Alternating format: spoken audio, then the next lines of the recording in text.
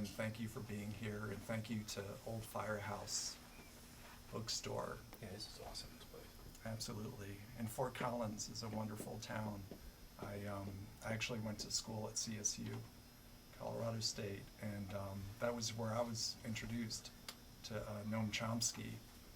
I had taken a year off of college, and I was living in North Carolina, and I was in a home where a woman had married a person from El Salvador who was in El Salvador's military, and he told us about the terrible atrocities that he was involved in as a soldier for El Salvador, that the U.S. was training and arming, and I wasn't hearing about any of this dirty war in El Salvador, not much at all, although the Reagan was talking about what a great was. And so I was wondering, why am I not hearing about this reality? And the next year I came back to CSU and I saw a flyer for a guy named Noam Chomsky speaking on Latin America. This must have been about 1990. And I attended that talk and kind of got a better feel for what was going on in the world and why there's so much deception around it. And Bob and I were talking earlier about how difficult some of Chomsky's material can be, heartbreaking and infuriating. But kind of after you get through that process of these harsh realities, I think it opens up opportunities. That increased understanding opens up opportunities for some compassion and maybe even solidarity in the world. Tomorrow we're going to be at the Denver Justice and Peace Committee, and groups like that across the country doing important work. But I wanted to start by asking you, Bob, what was your what drew you to Chomsky? How did you first stumble upon him? And beyond that, to write an entire biography about him. Well, I was living in Montreal, and there's Montreal, has anybody been there? It's quite it's a very progressive and community, has quite a large radical community in it, and it's its own thing, it's francophone and it's nationalist and it's very left-wing and it's socialist and all sorts of other stuff. So not surprisingly, there are a lot of interesting communities, and I came to know by accident about a group of, and they call themselves anti-Bolshevik Marxists, which was for me a new one, honestly, and their connections to anarchism. And there was an interesting history of anarchism in Montreal, and it was connected to New York. So this became, for me, a puzzle and a question that I was interested in. And a lot of what seemed to have been talked about in this community seemed extremely interesting. So I, along the way, kept hearing this one name, Chomsky. So on that basis, I thought, okay, well, this is the stuff I need to read and the person I need to know. So that was one side. Another side was, I was a literature major, and I was very interested in language and communication and language theory and so forth. So I had also this inordinate and gigantic respect for this person, Chomsky, who seemed to have done so much work in the study of language. So that was the other area.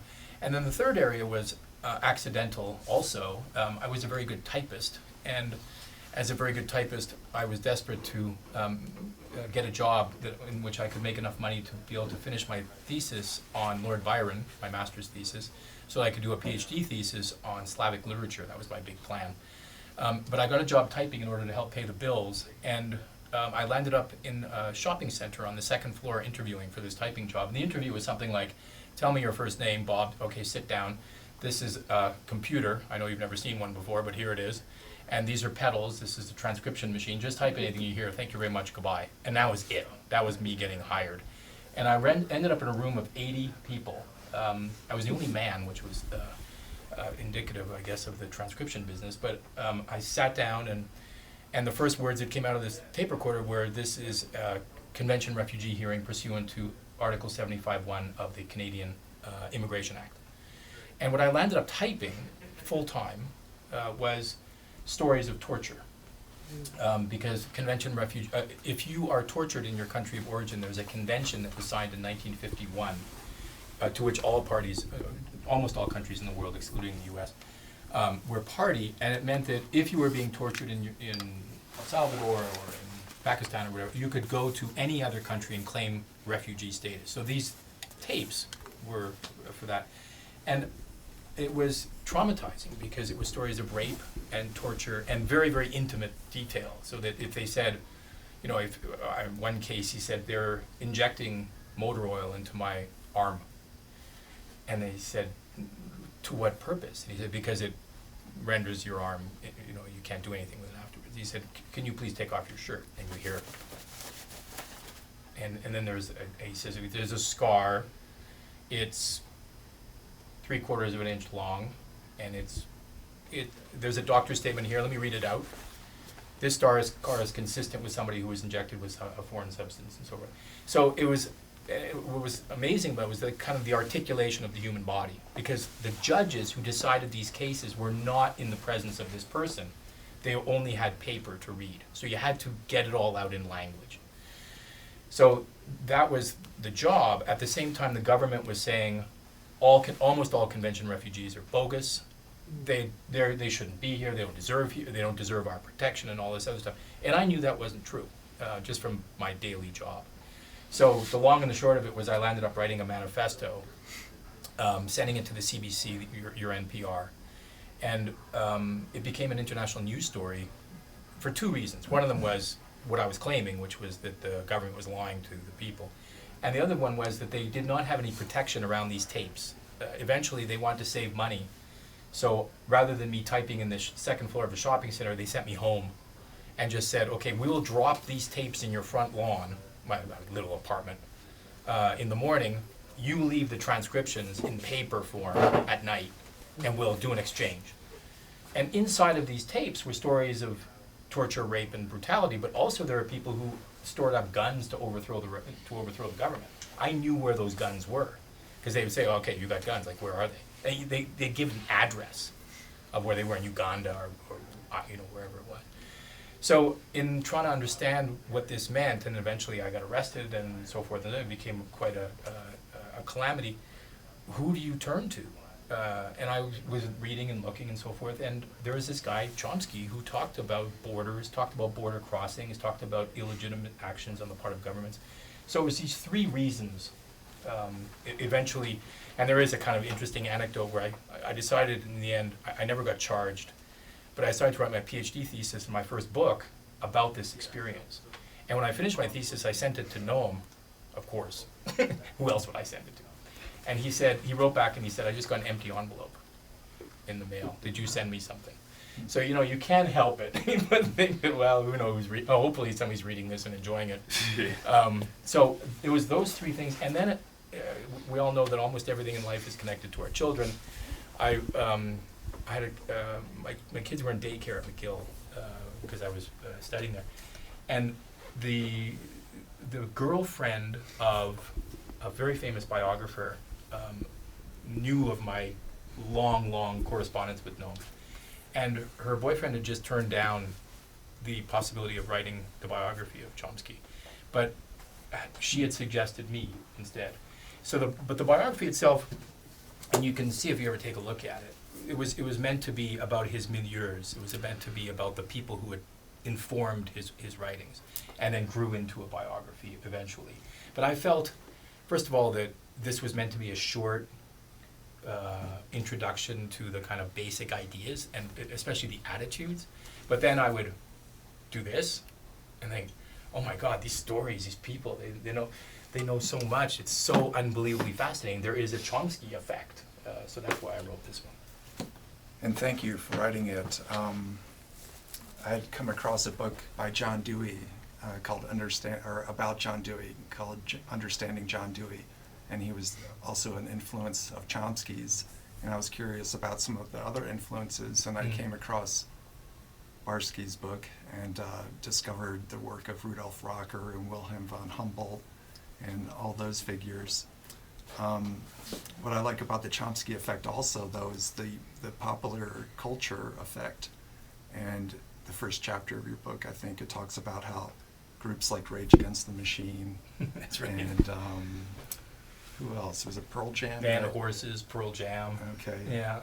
And all these other figures who are trying to further disseminate this material that's been so marginalized oftentimes, but through the arts, it's gotten out there a little bit further.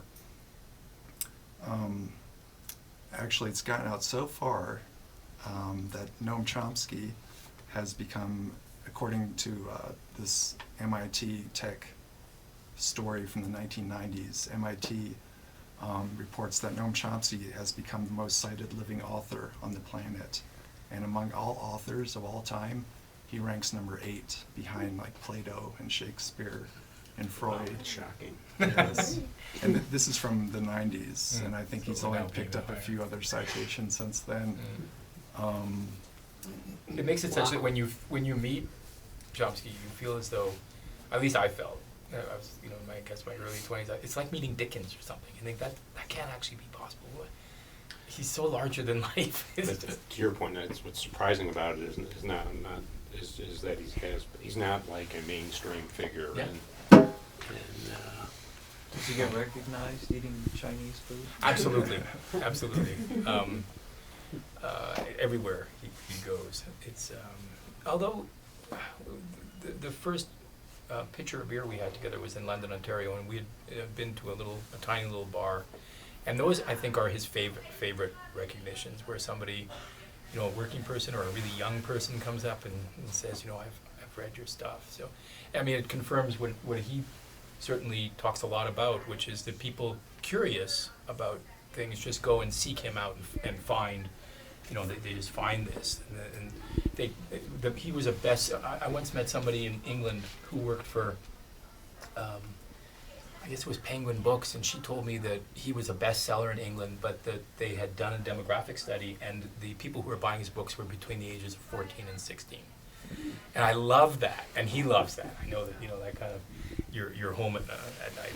And now, of course, the internet, as you mentioned, now it's people Googling the YouTube talks, and they're just really compelling. So I think people come across him.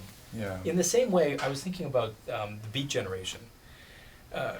It's very rare to see a university class on the Beat Generation, but so many people read the Beats and love the Beats and adore the Beats, and they read it, and I think it's somewhat the same phenomenon where people find it and they're like, oh my God, how come they kept this from me? That's not fair. This is really awesome stuff.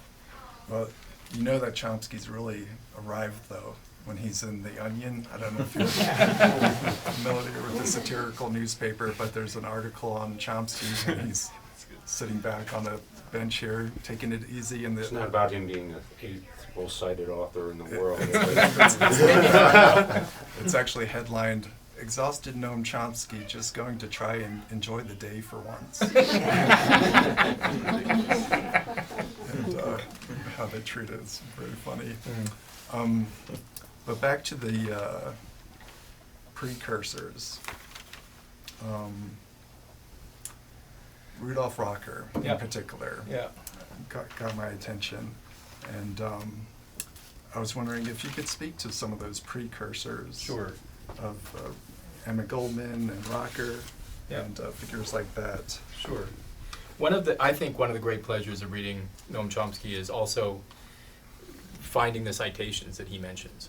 And in particular in the earlier days, in the 60s, 70s, he would make reference to the communities of people who had inspired him. And I think he was very careful from the earliest days, including, of course, in his linguistics book called Cartesian Linguistics, to say that the world has arrogantly moved to a point in which it's forgetting about useful knowledge from the past. And that arrogance can be overcome by us rediscovering the texts that are important. So his linguistics, I know that some of you are interested in linguistics. So he says, he worked with this man here, he worked with Zelig Harris. Zelig Harris was a structural linguist. And as a structural linguist, he believed that language could be studied synchronically. That language was a kind of system of elements that worked in relationship one to the other. And if you could figure out the relationship between the elements, you could figure out how language means. So it was quite a mechanical, and as I say, synchronics. You don't need history in order to understand it. And it became, for him, in a very famous book that he wrote called Structural Linguistics, a kind of study of the way in which components of language work together to create meaning. And Noam worked with him for a long time. and then asked a few kind of really, really basic questions, really kind of obvious questions. And he loves, I think, and that's a great thing about his work is how he loves just the basic questions, like, how come my 2-year-old says things that he's never heard? If language is a kind of puzzle, and if it is understood through a kind of memorization of the different pieces in that puzzle, and if we can unlock that in a kind of mathematical way, then that would mean that you'd have to, in a sense, memorize each component, each word, and its relationship in order to articulate language. It's necessary. And yet, 2-year-olds say things that they've clearly never heard before. Remarkable. And they also seem to learn language at a rate that's so rapid early on. But then when you try to learn a second language, as I'm sure a lot of you have had this happen, it feels different. Studying a second language is memorization, and it feels much more like learning any other kind of task. But obviously the first languages don't function like that.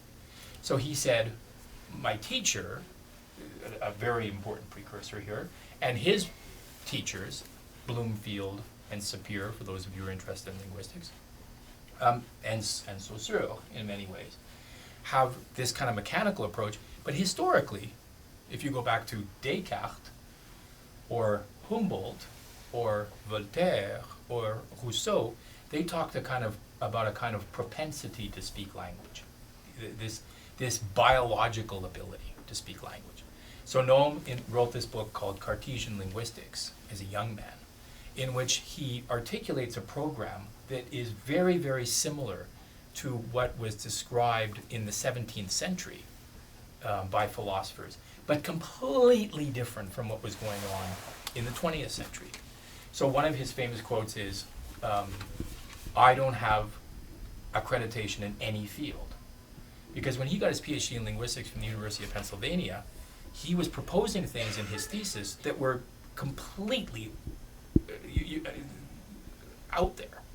But they weren't out there because they had fallen from the sky. They were out there because they were connected to an earlier project which was in a sense abandoned.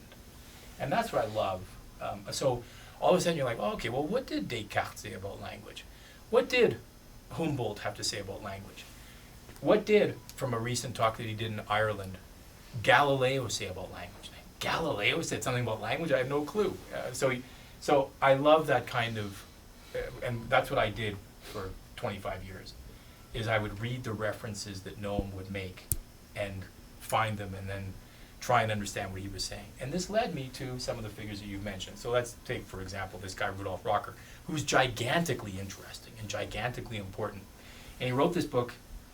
He fled England. He fled to England from Nazi Germany, and lived in East London amongst the poor Jewish schmata makers, the clothing makers, and he lived amongst them. And then eventually he came to New York, and during this period he began work. Well, he was very interested in the eventual outbreak of the Spanish Civil War in '36. He wrote about the Spanish Civil War, and then he wrote this unbelievably magnificent book called Nationalism and Culture, in which it's a big book, but honestly, if you're interested in some of the roots, both I think of the language and the politics, you can go to this book. Rudolf Rocker says one thing that's stuck with me that I think is a good example of the types of reasons why you might want to read this. He says Greek society was amazing. The Greek world was artistic, it was powerful, it was exciting, it was unbelievably creative. It was a great period. Why? Because it was a series of islands that were not ruled centrally. And it was overseen by really tribal relationships in which each of the islands that we now know as Greece were quite autonomous and working in small communities one with the other. And that the fact that there was no center, the fact that there was no ruling authority, made it such that each of the individuals working in these tiny communities were extremely creative. He said, let's contrast this with a terribly authoritarian society, Rome. That's because you know that expression, all roads lead to Rome. We all heard that one. What does it mean? It means that if you're not in Rome, you're nowhere, right? Everything defers to Rome during the Roman Empire. And the Roman emperors were unbelievably powerful and dictatorial and so forth. And he says in one of these chapters, what's the difference between Roman culture and Greek culture? Greek culture, unbelievably creative, unbelievably original and so forth. Roman culture imitates Greek culture, but does almost nothing in literature, art, sculpture, and so forth. So it didn't advance. That's, I think, a key hypothesis of nationalism and culture that really goes to the heart of a lot of the things that Chomsky talks about. And that's just one example. He also talks about the American founding fathers and their vision of what America ought to look like. And there too, as you know from reading Chomsky there are moments when you think he sounds quite nostalgic. It's one of the ways in which I connect him to the Beat generation. He sounds nostalgic for another America that used to happen before the corporations became so powerful, before things became so centralized. So you get to, again, we hear the Greek-Roman thing right now. Now Rome is kind of the big corporate headquarters that kind of dictate the terms.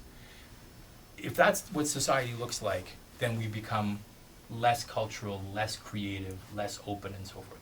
And I think that those are two of the chapters in that really remarkable book that are very marking and give you a good sense of where Chomsky perhaps got a lot of his influence.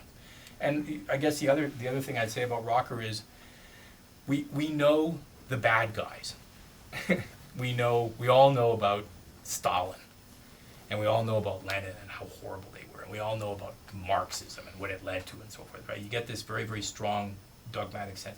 We don't know about Bakunin, who was in conversation with Marx in the First International. We don't know about Rocker. We don't know about Sam Dolgoff. We don't know about the history of American labor, like the Wobblies. It's strange, because this is America, for God's sakes. I mean, Sam Dolgoff and the Wobblies, it's an American phenomenon. How come we don't know about that stuff? What we know about is the people we are supposed to hate. And that, too, I think, we learn a lot. And Rocker also talks about that kind of thing. Yeah. But we're learning. This material is definitely being revived in a lot of different ways.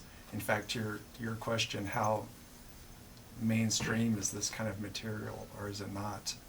Just about a month ago, Noam Chomsky was on national television here in the United States. I don't know if you're all familiar with C-SPAN, but C-SPAN 2 every weekend has a program called Book TV. And it was about a month or two ago, they've had several Noam Chomsky lectures over the years, which have had a huge effect.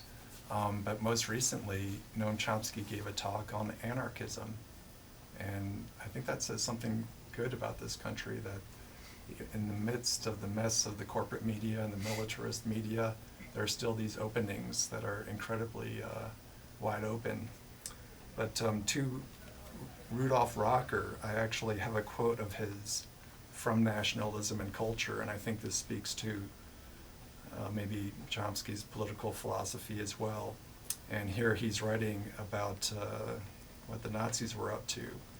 And he wrote, with many, the theory of evolution assumes the form of a fatalistic conception of social development, leading them to regard even the most revolting phenomena of the age as the result of an unalterable evolutionary process in which man cannot arbitrarily interfere. This belief in the inevitability and determinism of all events must estrange men from their natural sense of right and wrong and blunt their understanding of the ethical significance of events. By such thoughts, we not only cripple all resistance to arbitrary and brutal force, but we also justify indirectly the perpetrators of these abominations by regarding them as the executors of historical necessity whose deeds lie, so to speak, beyond good and evil. It matters little whether this is done consciously or unconsciously. In reality, the brutal acts of violent men and the monstrous crimes now being perpetrated in Germany have nothing to do with social evolution. We are here dealing simply with the mania for power of small minorities which have known how to exploit a given situation to their own profit. I think that very much applies to the corporatists and militarists of our empire. It also applies to linguistics. Okay. To the language. So a quote like that, I know it's really dense, but if you unpack it, there's a ton in there. There's a ton in there about, as you say, the anti-determinism.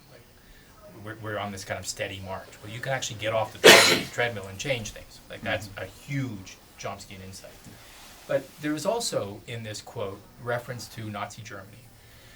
Nazi Germany, which was very interested in this kind of perfectibility of the human species and the evolution of human species that had culminated in the great Nazi man, right? The tall, blonde, blue-eyed, powerful, supreme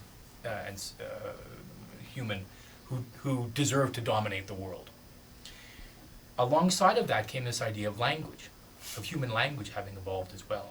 And the German language was the kind of summum, the cultural perfection of what language can be. It was rich and complex, and it was filled with nuances and so forth that other languages didn't have. So now we go to a precursor of Noam Chomsky, a guy who worked with him, a guy named Franz Boas. And Franz Boas, who was a professor of linguistics and anthropology at Columbia University, thought that this idea was both politically disgusting and reprehensible and also false. So he set out on a research project to study Native American languages with the idea that Native American languages are as rich and complex as German or Japanese or English. And he did so with the belief that language has a kind of universality to it. So now we come back, we go to Chomsky, and you say, we get back to these basic questions, like how is it that a baby can learn any natural language very quickly and assimilate language very quickly? The claim is that because there is something called a universal grammar. Universal grammar is the kind of underlying grammar inside of all of our brains that when we're born, that give us the propensity, a natural propensity to speak language. This universal grammar is activated when the human hears a natural language. I keep saying natural language because it's different if you try and teach your kid Fortran or BASIC or Esperanto, which people have tried. MIT professors, for example. But a natural language. When you teach a baby a natural language, it's, Chomsky talks about it as being akin to a digestive system into which food is introduced. It's also not unlike, and we've talked about this, him and I, the sexual proclivities. We are born with the proclivity, the propensity to engage in sexual acts. That ability, that proclivity, that desire is, in a sense, it's present at birth, but it manifests itself differently subsequent to puberty and then develops. And in many ways it is a completely natural propensity, but it can take many different forms. And those forms reflect all sorts of complex things, your environment, where you live, who you're with, and what's normal, what's illegal, whatever. All those things are affected or affect the nature of your human sexuality. Language is somewhat similar. You could take a baby, and whether the baby is of a Japanese family or an English family, if you put them in Spain, that baby will speak Spanish naturally. And the baby will learn Spanish with the same facility as he would have learned any other natural language, because you have a kind of language base, a kind of foundational base inside of you. What that means is, to get back to this quote, all languages are identical. They're identical in the sense that they all grow out of that same basic structure that's inside of you. How the differences between Japanese and English, therefore, are kind of epiphenomenal. They reflect what must be very similar types of basic structures, but in which the switches are thrown in different ways, so that the phonology or the ordering of elements or the semantics are organized in particular ways, but they're organized in particular ways that nonetheless reflect the thing underneath. Does that make sense? Yes. So it's this. So what Noam is interested in is that what is called human nature. Now, that's really interesting because that means that you've got this thing inside of you, this ability to speak language. You've got this universal grammar at birth. It manifests itself in different ways, but it means that, to get back to this quote, German is no more sophisticated, nuanced, or anything else than any Native American language. There's no such thing as an evolution of language in that sense. That's false. That's like saying that there's an evolution of the digestive system. That's not true. In fact, evolution, as Noam Chomsky talks about it, happens over hundreds and hundreds of thousands of years. It doesn't happen over generations at all. So with this idea, you can dismount the really terrible idea that Germans are superior to Native Americans or English-speaking people or whatever else on the basis of their language. And that helps destroy the autocratic, militaristic, murderous tendencies of the Nazis. And that's what Franz Boas did. I should also mention parenthetically that one of his students, many of you will know, is Margaret Mead. And the reason why she went to Samoa, that very famous book that led to a sexual revolution in this country, was called Growing Up in Samoa, I think it's called.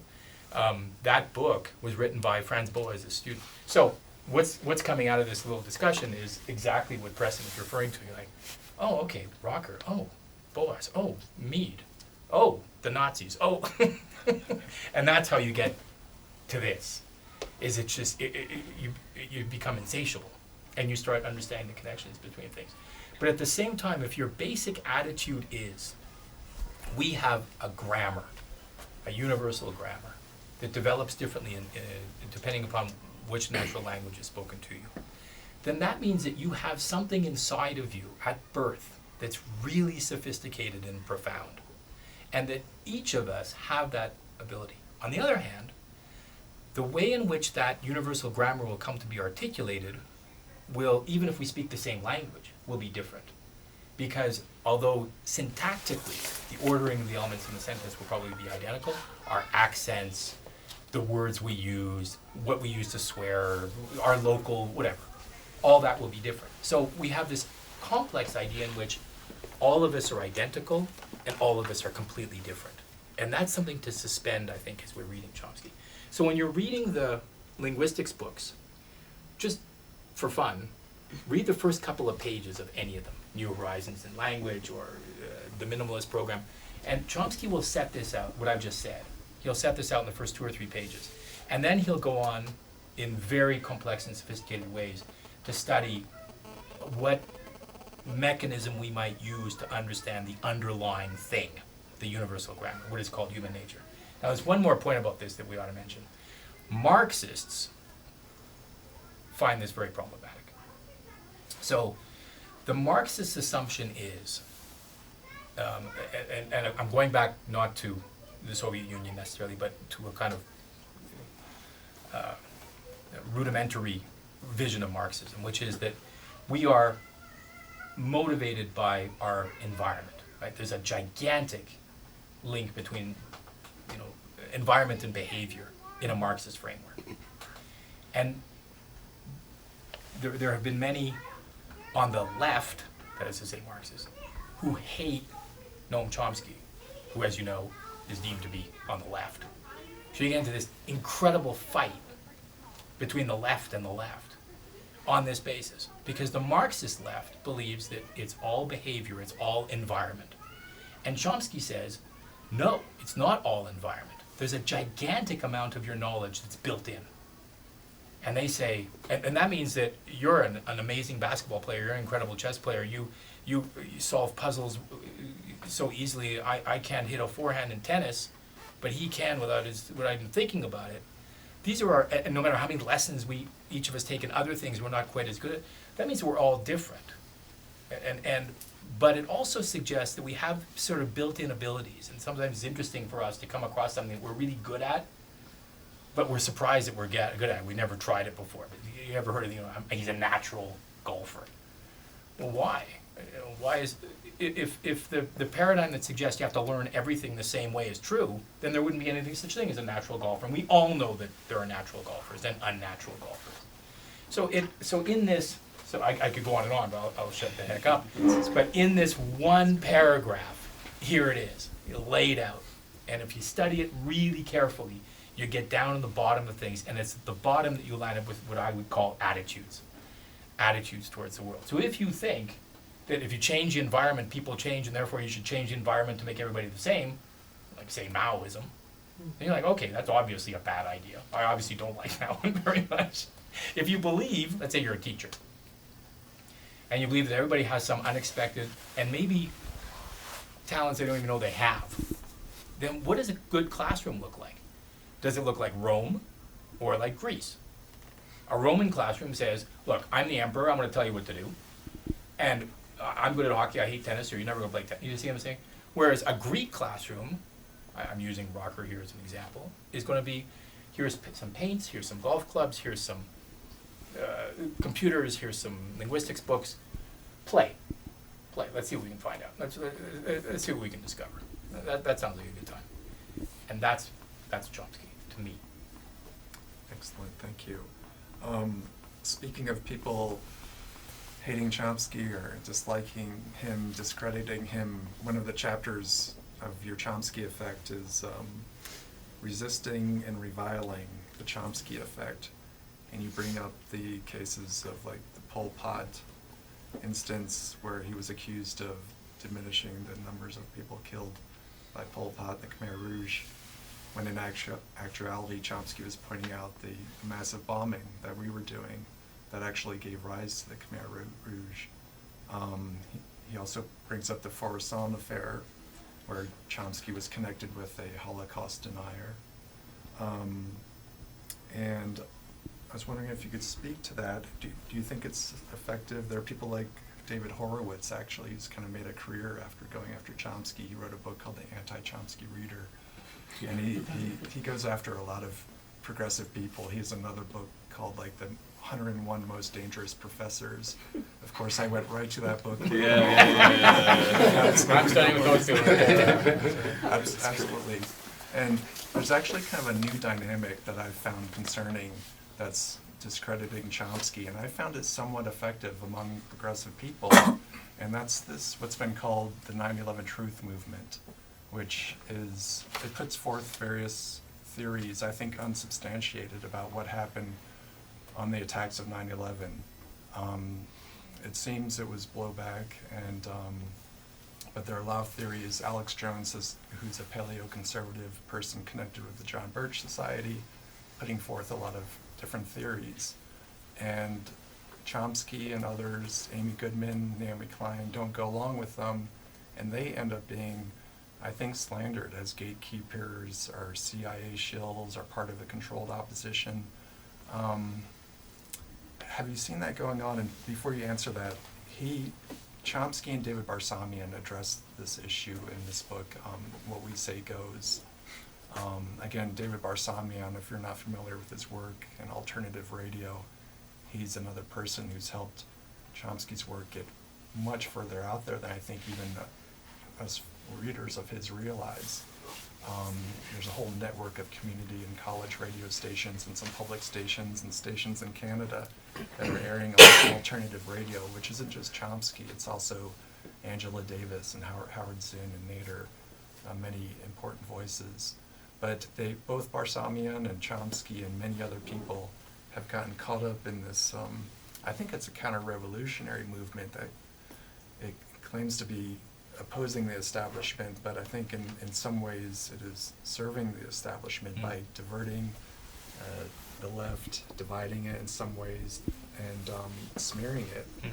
I don't know if you've seen the rise of that, or if you have any comments on the whole topic of the Sure. resistance. Well, I mean, I can say that even as somebody who writes about Chomsky, there has been anger directed towards me. There was a bomb threat in New York City when I did my biography. I was on this tour, and I was supposed to give a talk like this in Borders books, and we had to empty out the whole damn place because of his so-called views of Israel, or what they said. Yeah. So yeah, it's an act of discrediting. I don't know if you're familiar with the two affairs, these very famous affairs, this Pol Pot business and this Khorasan business, and they give you, they're described in here, but they give you very good insights as to how this whole thing works. You can imagine, and for some of you who've written books, you know what it's like. when you are encountering a subject, if I can go ahead and say a subject as complicated as Alec Harris or a subject as complicated as Noam Chomsky, you want to try and get your facts right as best you can and consult the right sources and so forth and so on. And there's a tremendous risk in writing books like this, which really cover a huge gamut of material and try to do so correctly. And there's a real risk, undoubtedly, and I think all authors will tell you that, that's on page 14, on the 17th line, you forgot to mention something, or you mentioned, or you got mixed up with your reference, something happens. When you're an enemy of the state, that gets noticed. If somebody wants to write, I have a hilarious example of this, well, hilarious. This book was translated into 12 languages, one of them being French. And it was translated in Vie Discordante in Paris by a wonderful publishing house that does a lot of stuff for Harvard and MIT.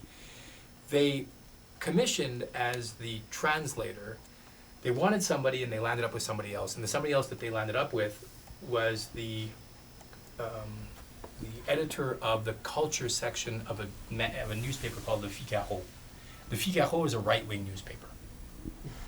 The reviews of my book were surprisingly decent in right-wing journals, but it was slandered almost in Libération, and I couldn't believe it. Libération, that's a left-wing newspaper. Well, it turns out that this editor was not part of the Translators Guild, the Union of Translators, and was also writing for Figaro. So the book, irrespective of what was inside the book was taken in some ways to task, more than I would possibly have expected. So I give two examples of what can happen with a book that really have nothing to do with what's said. Well, in the two cases of Faurisson and Pol Pot, they're a little bit more extreme, but still. The point that Chomsky made about Pol Pot was that we were all over the Pol Pot affair. We're all over the killing fields. We're all over what happened in Cambodia. There is another gigantic news story in which, speaking in relative terms, more people were killed. That is to say, East Timor. So relative to the number of people in the country, more people were killed in East Timor than in Cambodia. It's very clear mathematical thing. And if you kill 1 million people in a country where there's 2 million people, if you kill 1 million people in a country where there's 20 million people, you got to talk about relative to the population. And he did that with Herman. So he was accused, you can just imagine, how do you go after a guy like that? They say, oh, you're an apologist for Pol Pot. Now, how in the world does that follow? If you're comparing two tragedies, two horrendous events, and you say, look, your news, your American news covered Pol Pot but did not cover East Timor because East Timor was an atrocity committed by Indonesia and Australia, which are friends to America, and that's why he didn't cover them. That's what he was saying. But it became, you're an apologist for Pol Pot because he's a Marxist. First of all, he was not a Marxist, he was a totalitarian psychopath. And second of all, it had nothing to do with the argument. So that's one good example.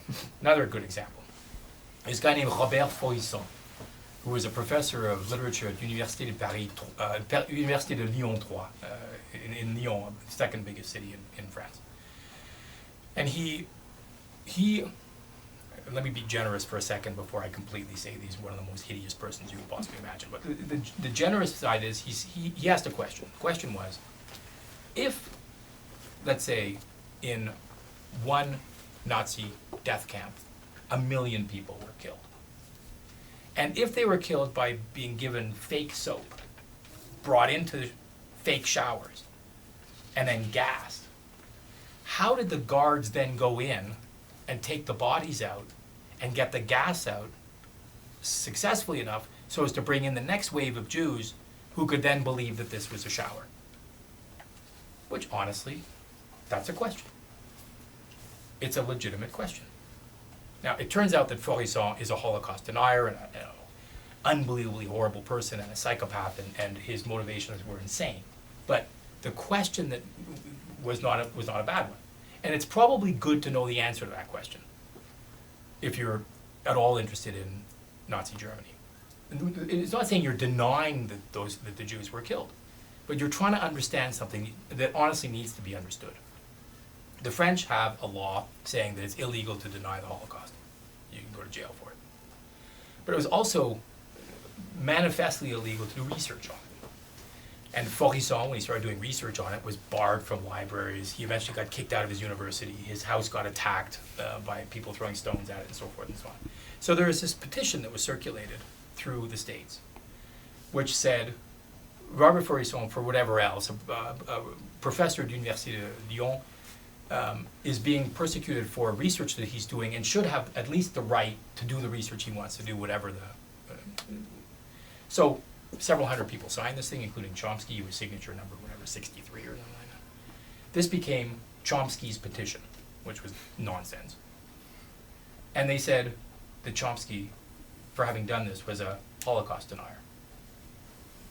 There's a difference between being a Holocaust denier and supporting somebody who's doing research, supporting the right of somebody to do research. And we had a guy, another professor in the States, who also turns out to be a Holocaust denier. And I can't remember his name. Anybody know? No, we don't know. That's enlightened thinking, by the way. Voltaire says there's no point in having freedom if you don't exercise it, and everybody has the right to say whatever they want. It's the basis upon which America is built in many ways.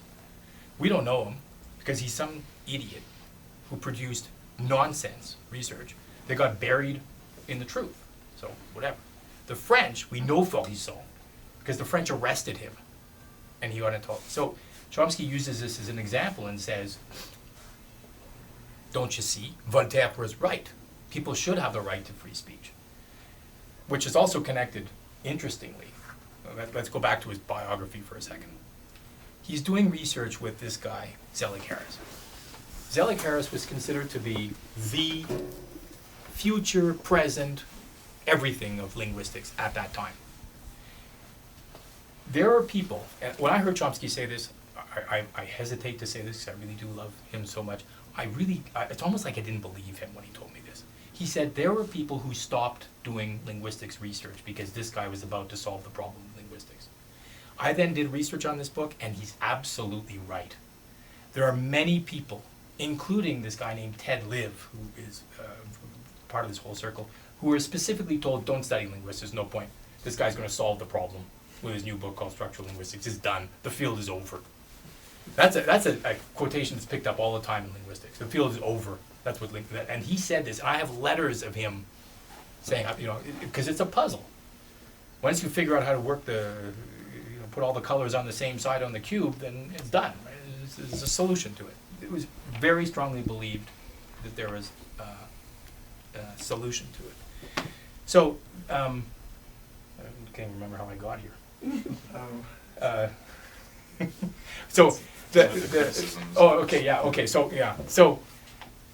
So Chomsky says, I studied with him. He didn't believe what I was doing. And what I was doing was not linguistics, because linguistics was him. And therefore I got a degree in something that doesn't exist. And I got hired by MIT not to do linguistics, but hired to do interesting work on interesting questions. So this whole idea that you stamp out research, whether it be Faurisson or structural linguistics, is a bad idea. Because it may turn out that linguistics shouldn't follow the path that it was following. So you see what I'm saying? So all of a sudden, his own personal history when he was 16 years old lands up connecting in some ways to what Faurisson. So let's say that Faurisson had done his research and found out that, well, in fact, they were using other areas to gas other Jews 2 days later. Oh, we didn't know that. Kind of useful knowledge.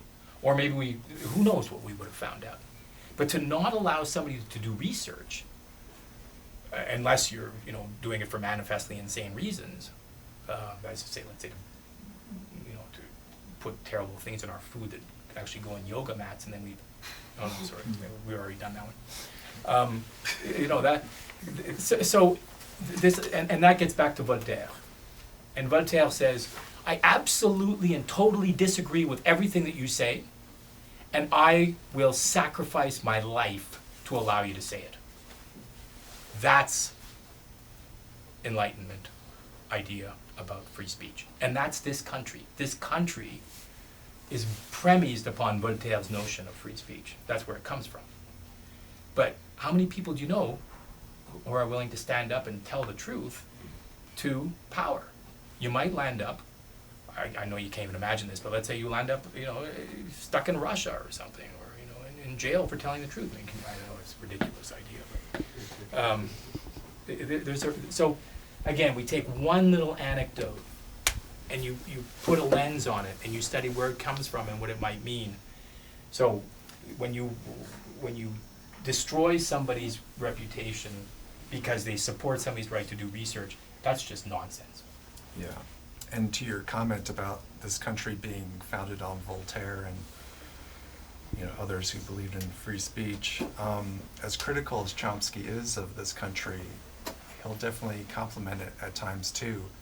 And among the many interesting YouTube presentations, there's the recording of Chomsky on Book TV in a segment that was called In Depth. It was a 3-hour interview with Brian Lamb of C-SPAN, and he also took calls. It was utterly fascinating.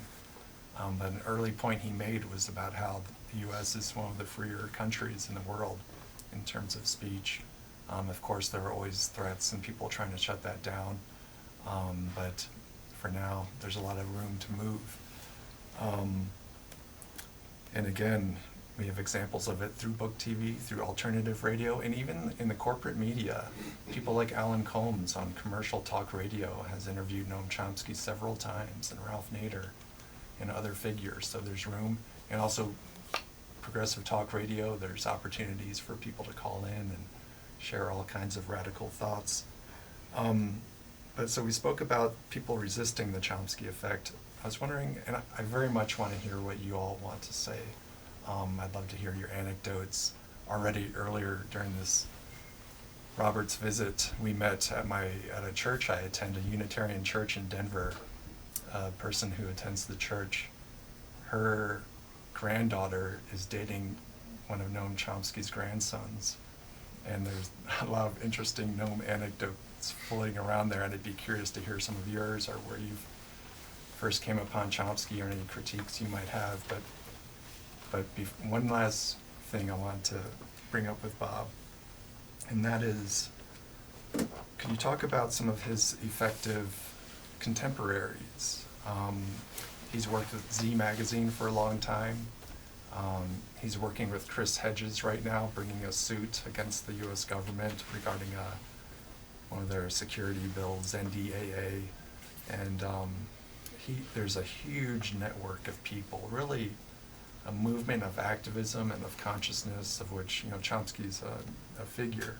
It's a larger movement, and there's going to be an interesting battle for to see where it continues. People are going to be coming after his legacy, but there's going to be people advancing the work in interesting ways. People like Bob McChesney in the media, Phyllis Bennis on foreign policy. Actually, Chomsky's daughter, Aviva, is an incredible scholar activist in her own right. And here's just one of her books that she did on the immigration issues. They take our jobs and 20 other myths about immigration. So again, there's the past people he picked up from, but there are these people today doing good work. And are you seeing that? I think it's one of the roles that Chomsky used to play, in my opinion, was to tell us things that we couldn't possibly imagine, like people vote against their own self-interest, or governments only care about the really wealthy and don't even legislate or pretend to care about the others. He would tell us these things in the 60s and 70s and 80s, or that Kennedy was not the awesome dude that a lot of us were told that he was, and so forth and so on. And then we got Cheney and Bush. And I think that was really a remarkable moment, because in particular Cheney was so scornful of the American population. He hated so many different types of people so openly that I would sometimes think that you could either read Chomsky or you could listen to this guy, because a lot of the insights that Chomsky made about the hatred of the working classes and the hatred of the poor and so on and so on would come like just unfiltered right out of his mouth. And you would have thought, in hearing some of the things that he was saying, that nobody would possibly vote for him. But you know, Bush got a second term, whatever. And it was to me very interesting because of the scornful way in which he would talk about a lot of people. So there's that. Another thing there is when Chomsky began his, as you know, his politics started during the Vietnam War, the war in Vietnam, and it started, and you mentioned this anecdote of his, he says, at the, you know, now there are thousands and thousands of people who listen to Chomsky, but when he started, he'd go into a church and there'd be one person was there because he was starving, looking for a place to stay. Another person was there because he had read the sign wrong and thought he was there for another talk, and somebody was there because he was drunk and he didn't want to get up. And those are the three people who were there protesting against Vietnam, right? And it grew into this movement. Noam often mentions that quote where things, Noam is very, very clear now to say the moment there was the buildup on the Iraqi border of U.S. troops, people in Arkansas and Oklahoma and Cincinnati and New Mexico and so forth were out immediately saying this is an illegitimate buildup, you should wait for the UN inspectors and so forth and so on. You didn't, in a sense, need the progressive intellectual to say, wait a second, don't you realize what's going on here? So there has been a tremendous, in our lifetimes, progress in social activism in this country, such that, you know, from Snowden is another example. First of all, what he did, but also people saying, well, I mean, I don't know if he's that much of a traitor of this country. I mean, he's telling us stuff that we thought might be true, and that Chomsky had been saying was true for years, but that's good. It's good to have somebody on the inside tell us what's actually going on. Like, that's helpful. And I feel very strongly about that because, as I said, I got into a lot of trouble for telling the truth about what was going on in convention refugees. And I would never have known, I would never even have heard of convention refugees had I not had this job. And it just turned out that I never signed anything that said I'm going to keep all this stuff private. In fact, I didn't sign anything. So I was able to talk to the press and so forth. It's a good thing. But I think I still would have done it because I really believed that we were being told bald lies, really, really bald lies about what was going on. So one of my points would be to say, yeah, I can think of a few figures who are kind of playing an important role now. But I think honestly that a lot of Chomsky's now inside of us. I think a lot of, I think honestly that the goodness of people who come and sit and talk about their own experiences and so forth, and try to figure this out in an era in which you can write blogs and diffuse emails and put postings on Facebook and so forth and so on, you can have an effect that in Chomsky's early days in the 70s you couldn't possibly have had. So I think it goes to the question of the public intellectual. The public intellectual, and you keep mentioning these figures, you know, the Saids, the Zins, the Chomskys, and so on, people who really, really led the charge in another era. But in this era, I think that I'm not too worried about that, who's going to be the next person. I don't think about that, honestly. Because I think also that these 14-year-olds, these retired people, these people who pick this stuff up for whatever reason and say, actually, you know, that makes a lot of sense. That's really, and then write a blog, that to me is the future. And that to me is where there's real hope. So Chomsky, I think, has really done enormous good in this country, unbelievable good in this country.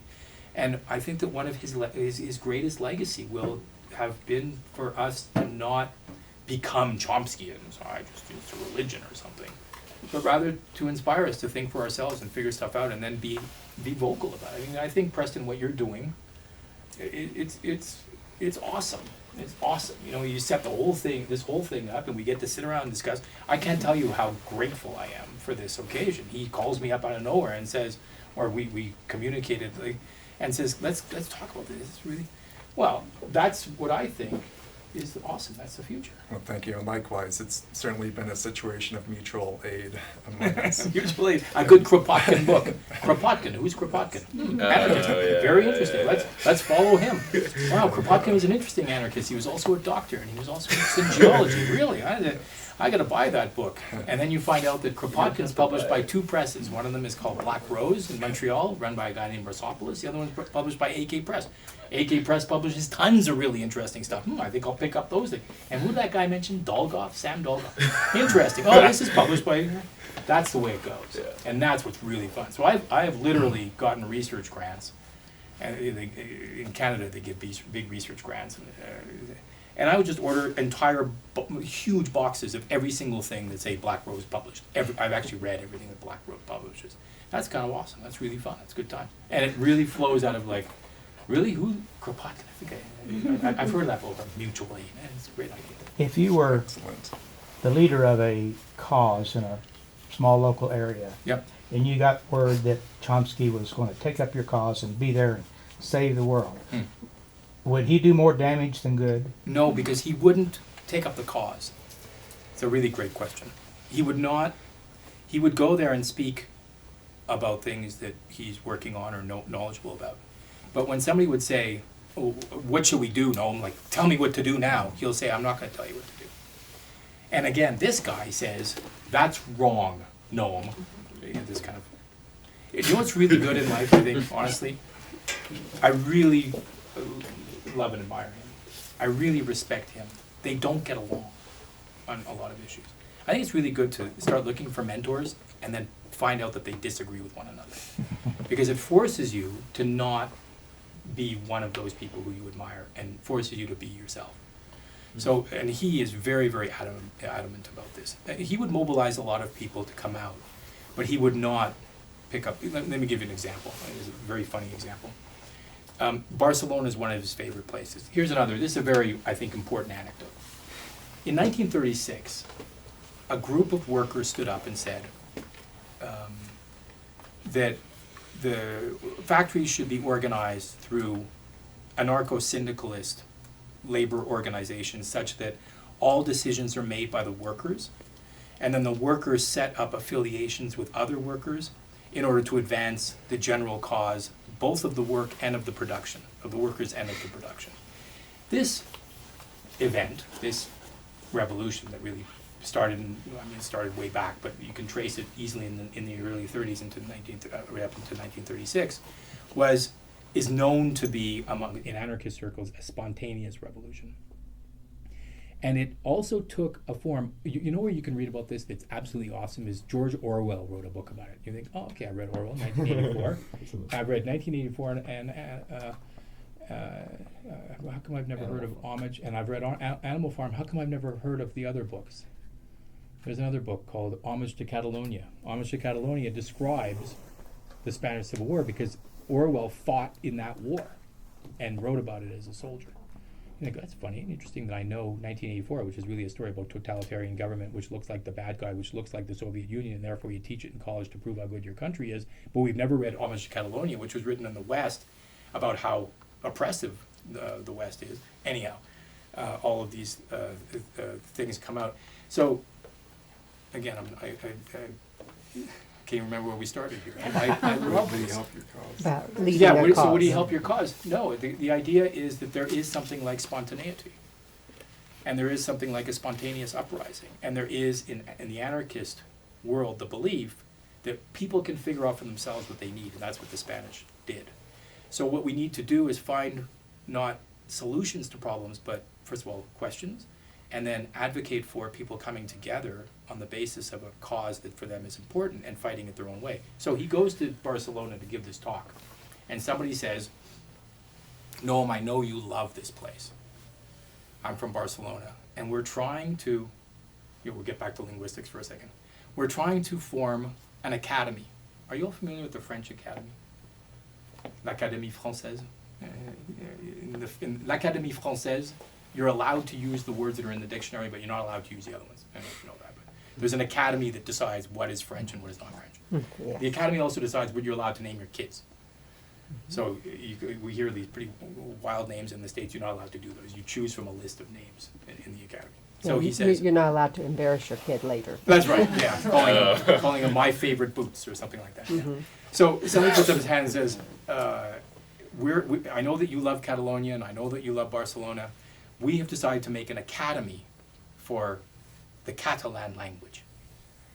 And I know that you'll be so interested in this, and have you any suggestions as to how we move forward on this? And Noam says, one of the most, I mean, there's so many delightful quotes, but this is one of my favorites.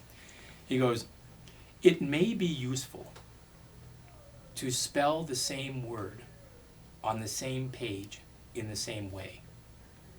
But every kind of regulation beyond that is totalitarianism." We who grew up, when you get a spelling mistake, that's like the worst thing you can do. Like, that's how you lose grades, right? Who cares what the idea is? Yeah. If you get a spelling mistake, then you get grades off. Well, that's a really good example. But he was comfortable with grammar. Of course. No, what he's comfortable with is syntax. Syntax. Why? We get back to the earlier thing. Syntax is one of the things you notice in language, even if you never studied it. And this is, again, for those of you who want to go into the philosophy of language, you'll notice this. And this is Noam's big claim, is that the one element of language that's extremely regular is the ordering of elements. So the placement of the subject, the placement of the verb, the placement of the object, those things tend to be very consistent across languages. And you can notice that even in countries in which language, let's say the difference between Kenya and Australia, the difference between English-speaking people in Quebec and Britain, the people who speak English, no matter how different their accents are, and no matter how difficult it is to understand, say, if you ever heard like if you ever watched the film Train Spotting, really, really hard to understand any of it. Or if you watch The Wire, right, that's another very good example where it's very hard to understand what's being said in the project.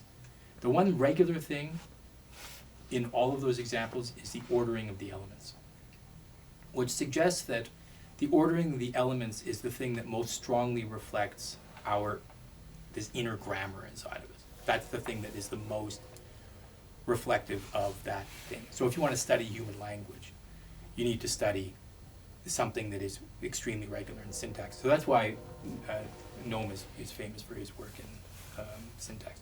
So anyhow, I'm sort of somewhat getting off track here, but not really, because I think that all this relates to things that you're asking here about whether or not he's going to come to your assistance. Could I ask you one more thing? Please. Is there any connection between you and Marshall McLuhan at McGill, and is there a Marshall McLuhan Chomsky connection? There is. I've never really explored it. And McLuhan, I think he started at McGill and then he went to Toronto, right? Is that right? I don't know for sure. I knew he was at McGill. Yeah, and he worked in communications, I've never really explored it. Noam has never really spoken of it. Okay. It'd be something that I think I should explore at some point, in being a fellow Canadian. But again, and this also, for those of you interested in linguistics, this is also something that is very significant. You can study languages in a zillion different ways, and one of the things that I do as a teacher is I study language in all kinds of manifestations. Noam is interested in the kind of very basic questions that we've been talking about. What is the nature of that device inside of you, that part of you in your brain that contains universal grammar? What is the nature of that thing, that language propensity that you have when you're born? So when somebody says, I have an 8-year-old, I'm trying to teach him French, what should I do? He says, I'm sorry, I'm not qualified to talk about that. Sorry, when somebody's teaching language to kids in the inner city, should they, I don't know. You think, well, you're the world's greatest linguist. How come you don't know, how come you don't want to talk about these things? He says, because this is the area that I work on. Sociolinguistics, which is why do some people have certain accents and other people have others? Why is it that when you got a British accent, you're more likely to get a date?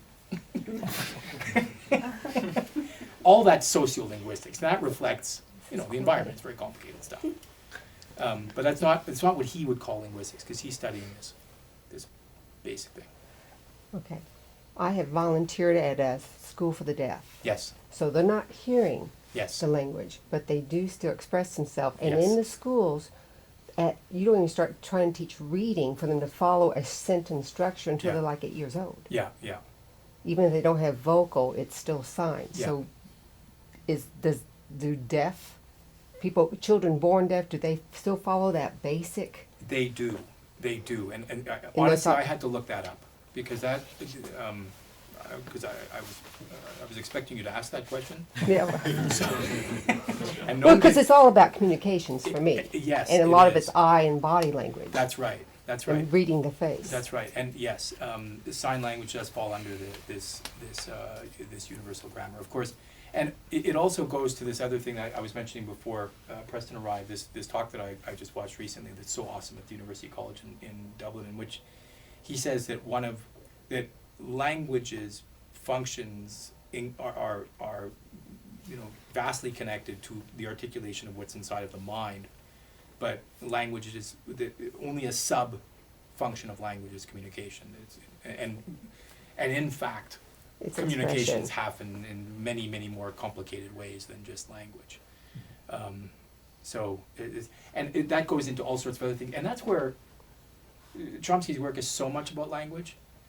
But he always says there's my linguistics work, which is the science, which is the that function that I've been talking about, versus say propaganda, how propaganda functions. That to him is not a linguistics question; it's a power question. And it's obviously it is obviously connected to language. So too is the question of how come you can speak to certain people but not be heard by them. The difference between speaking and being heard, which is gigantic. And he gave this one example from the era that you were describing earlier, Nicaragua.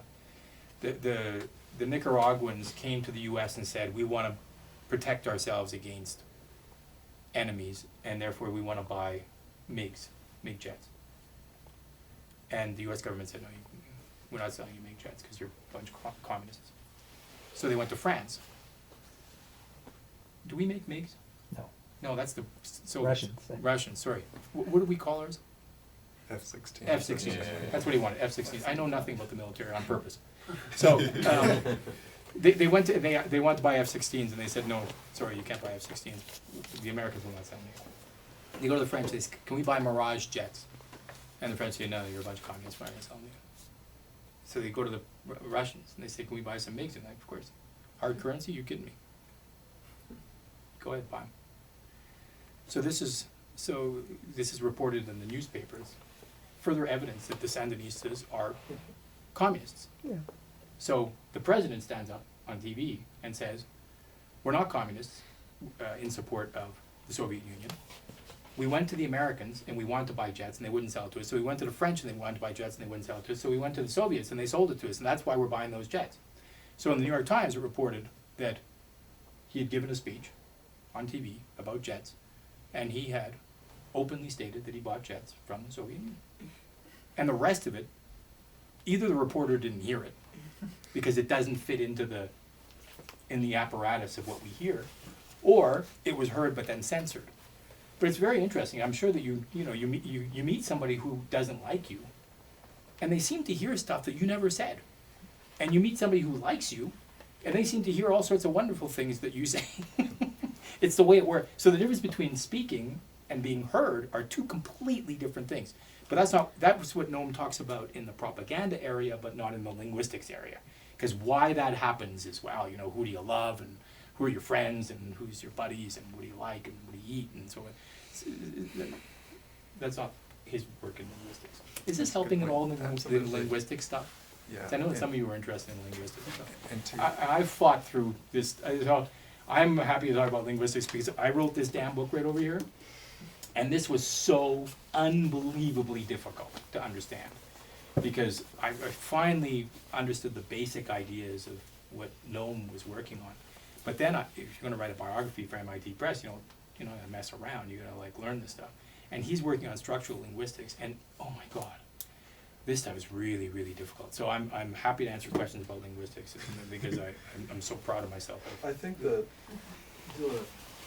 reason why people don't understand each other, it can be a propaganda issue, but I think there are subtle linguistic bases to it. Like I liked your example of talking about Rome and Greece and Yes. how they're different. Yeah. One thing I notice is that people in power who seem to be more like committed to controlling and that whole set of people, they'll use language in a certain way, like they'll say, we are going to talk to them.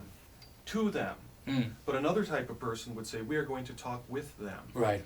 So one the former one is more like sort of like a binary imposition Right. of effect or Yes. something, and the latter is more like an inclusive Yes. process. It's like an invitation. So it seems like there is this universal basis, to the origins of language development, but then Yeah. they seem to bifurcate Yeah. almost into two different Mm. frameworks almost, and we almost see that playing out and manifesting in two political parties and Definitely.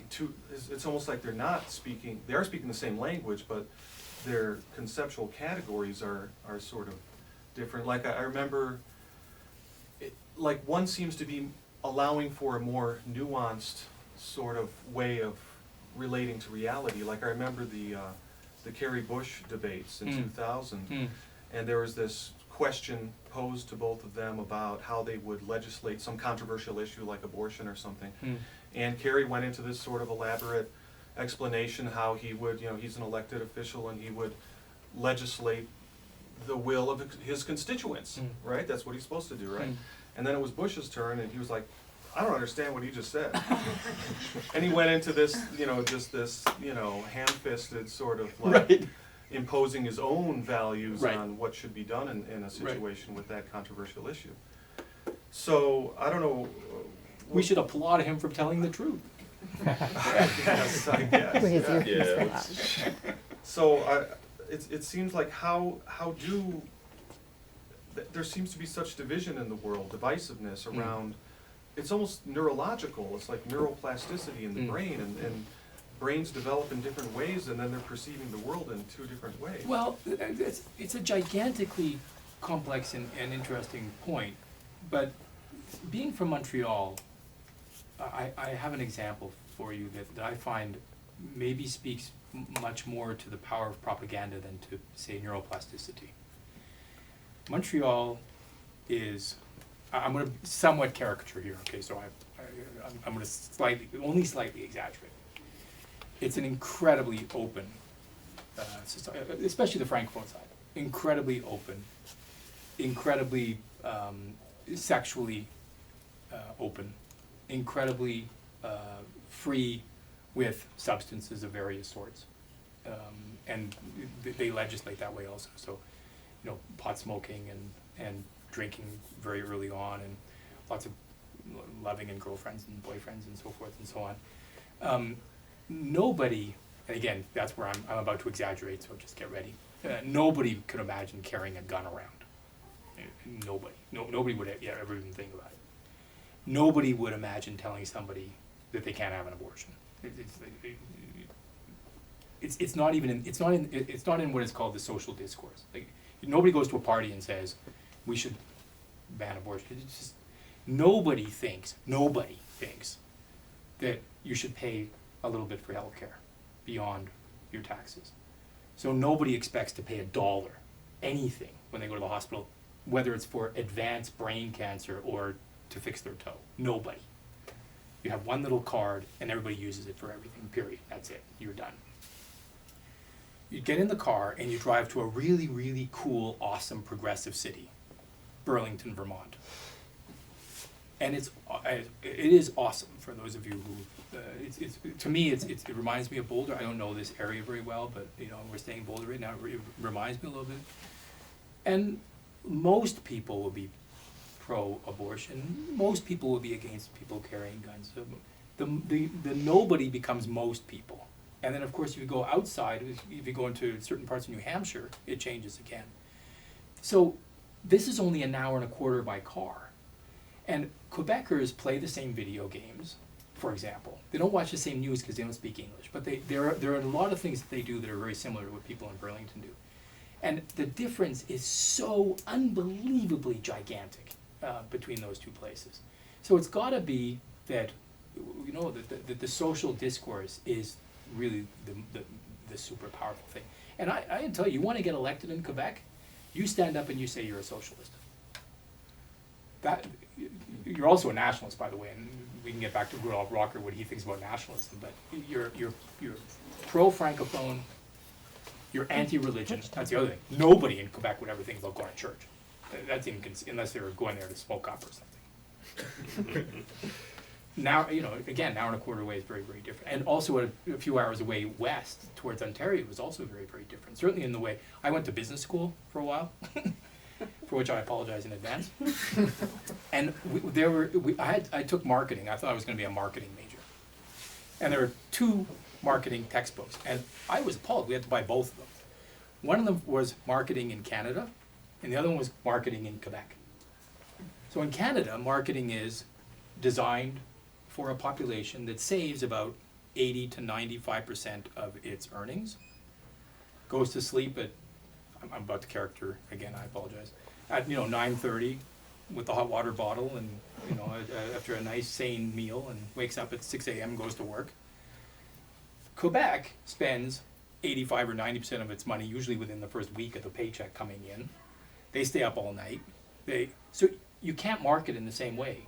Even though it's Canada, you cannot possibly market in the same way. In Quebec, it's sex and staying up all night and wasting your money and gambling. That all works, that sells. In Ontario, it's very careful and prudent and think about the future and your retirement plan, so forth and so on. That sells. So you need 2 separate textbooks. And again, you think, is this neuroplasticity? It can't be.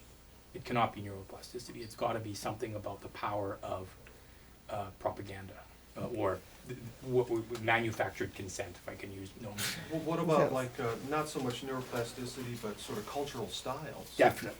Because I think of the work of social historian Rianne Eisler, Mhm. and she talks about like the partnership style of culture versus the dominator style of culture, which Mhm. almost seems to be like the Rome and Greece thing Yeah. that you talked about. Yeah. And so how can these 2 different things be reconciled, because one's trying to destroy the other? Yeah, I don't know. I mean, I'm from Quebec. So I feel, it's ridiculous to feel like this, but I feel biologically incapable of understanding non-universal health care that costs money to people when they get sick.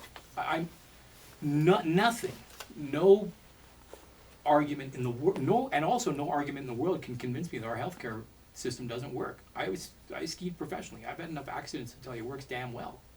And I prefer it, actually. I still prefer going to Quebec for treatment than, I'm at this very fancy university, this very fancy healthcare plan. I'd much sooner go to Quebec and get treated. So, I don't know, and I couldn't convince them. Yeah.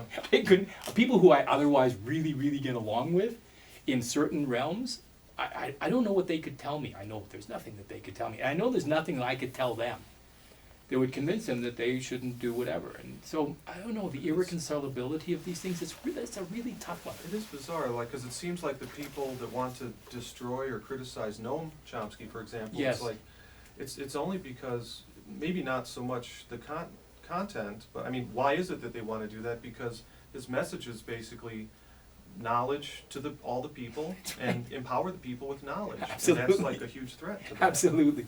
And you think, who in the world would be against that? Like, Yeah. come on, it's just crazy. I know. The power people Yeah. really don't want that. But how come the power people manage to convince? Let's take a relatively easy example like unions. You say, well, what is a union? It's a group of workers. We love workers. We're American. We love Americans. We're making products. That's awesome. Who think that they should, regulate their hours of work and have some say in the manufacturing process? What in the world could you possibly have against that? Like, how could that possibly be turned into something negative? Or regulations about not throwing shit in rivers. How can you be how can you be anti-state park? That's to me a really easy one. That's role of government, or governments have state park. Who would possibly go to Yosemite National Park and say we should chop down these trees, sell them for lumber, drill, and then build condos? Like, who would possibly think? Oh, lots of people think that. And people wouldn't, but corporations do. But corporations are filled with people. And corporations are people. Yeah. Well, but theoretically, but I had this, I had this awakening when I was thinking, God, Barack Obama's really sold out to the corporations. And I thought, well, wait a second. The corporations really do kind of elect people around here, and therefore pandering to the corporations kind of is like pandering to the people, because you know what I'm saying? Like, there's this weird, because we've destroyed the local. When you go to France, you realize the degree to which we've destroyed the local around here. what's the local product of this town? Applebee's. What? Beer. Beer. So, I'm glad to hear that. I'm glad to hear that. So yeah, so yeah, it's a funny, and you've really come to a conundrum. I think a really powerful conundrum here. But again, I sort of insist upon this. There's that question, or these really like the fundamental questions about attitudes that you're naming. Then there's the question of where does language come from and how does it work? They're different questions. Because the bottom question is, what is the relationship between universal grammar and English? That's that one. How come people living in the same country can't realize what their best interest is? That's not a universal grammar question, that's something else. Sorry. A couple things. I think money comes into play. I mean, why people vote Sure. against their own best self-interest. Sure. You know, workers will vote against the union because they think it means fewer jobs for their community and Right. all the confusion. But I wanted to mention something which I'm sorry that I don't have a concise reference for it, but in a conversation with an education professor at a local university, not CSU, there was a discussion of languages around the world that have fewer tenses of verbs, and those without a future tense did things more proactively. Like I think one of the examples with the Japanese are better savers because it's I save, not I'm going to put away, or they're just already there. And I wonder if you have any insight in what piece, if at all, that is of that universal, or if that's just all cultural. As we learn a language, then we would become what the language dictates to us, Yeah. and Yeah. you know, it'll make us redneck, or Right. you know. Yeah. No, I think there's no evidence to suggest that one language speaker, whatever their use of tenses and so forth and so on, is any different from any other. They're natural languages, although in many cases very different. It's certainly, as you could certainly say the hieroglyphic languages, for example, or you know, there are 3 different Japanese languages. One of them is much more pictorial. Learning those languages, I don't think there's any connection between the fact that you learn one of those languages and the attitudes that you subsequently develop. I don't think that's ever been shown. There are, you know, there is this very famous article written that said that Eskimos have 17 or 19 words for snow, and so, which I even turned out to be true.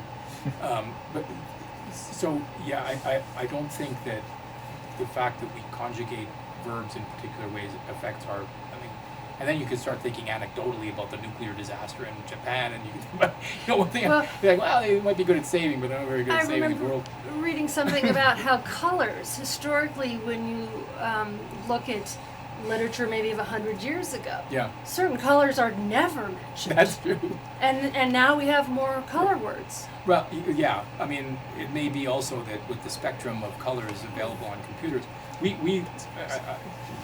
this may be completely irrelevant to say this, but, well, we've adopted this favorite new town, Marcia and I, we go to Toulouse, and one of the reasons why Toulouse is a very awesome and beautiful town, and was a very wealthy town in the Renaissance, is because they were able to manufacture this color of blue, which is not terribly different from what you're wearing. I think it's quite similar to that. Like a teal. Yeah, like a teal. Have you seen these? Well, I know about color development because as a quilter, you can judge a fabric by the color that's in it when it was produced, and that because color was not available until Okay. a certain period. Exactly.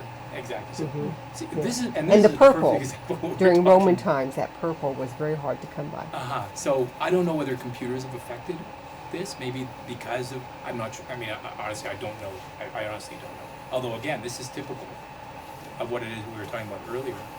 Who knew that we had a color expert here? Or a quilting expert? You know what I mean? Is that you put people together and you start talking with them, you find out about these amazing abilities. But so anyhow, I'm not sure, but I'm going to go out on a limb here, but I cannot cite from the literature and say that as far as I know, there's no evidence that the nature of, say, verb conjugation affects policy. As far as I know. Or that There we've may be- become a more visual culture, and our Yeah. literature is showing more reference to colors, Yeah. a wider variety because of that. Because Yeah, Chomsky would think that evolution happens on a much slower. Definitely, it would. Well, I mean, I'm sure I went through this period where I read every English novel, and when I ran out of English novels, I read Russian novels. When I ran out of Russian novels, I read French novels. When I ran out of French novels, I read Latin American novels. Now that's like changing planets. Talk about color references, you know. It was raining. All of my the French and English books I was reading, you know, were saturated in constant rainstorms. You start reading Gabriel Garcia Marquez, like, oh my God, this is the most colorful world I can imagine. So it might just be purely contextual, just the colors you see every day. I'm not Or sure. perhaps not that we're becoming more visual, but we're becoming more multicultural. Yeah, That's could be. bleeding Sure, through. sure, yeah, yeah.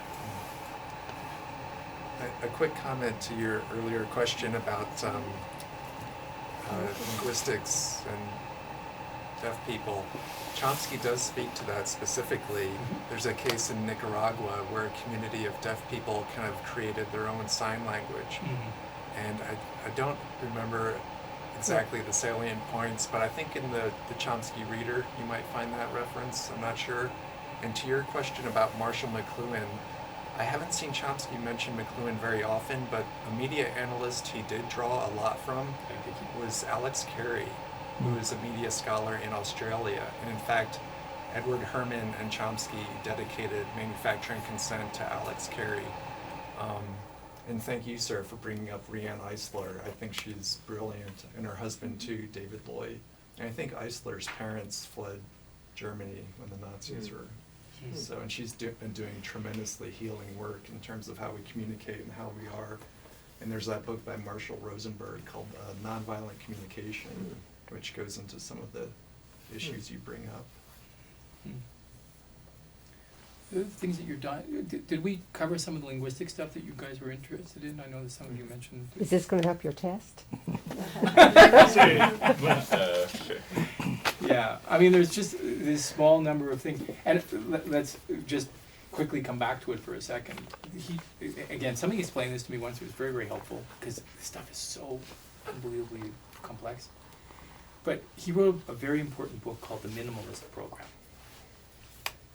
And the Minimalist Program claimed that there are a small number of rules that flow from the universal grammar that determine the nature of the ordering and the output, the sentence output. And that business of rules began in a conference in Italy, and it led to an approach called principles and parameters. There are certain basic principles that regulate your linguistic ability, and then there are parameters within which that works. And this led to the Minimalist Program, which suggested that there's a small number of rules. First there are 64, and then 32, and then there are 16, that dictate the shape that language eventually takes. It is now the case that Chomsky says that language is a perfect system.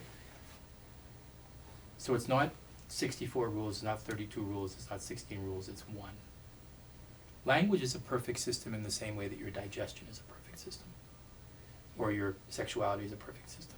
It is entirely integral.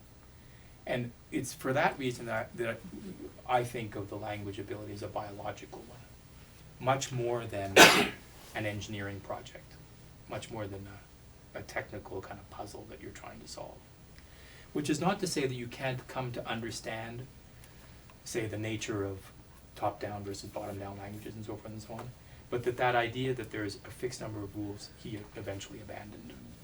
So in New Horizons in Language in the Mind.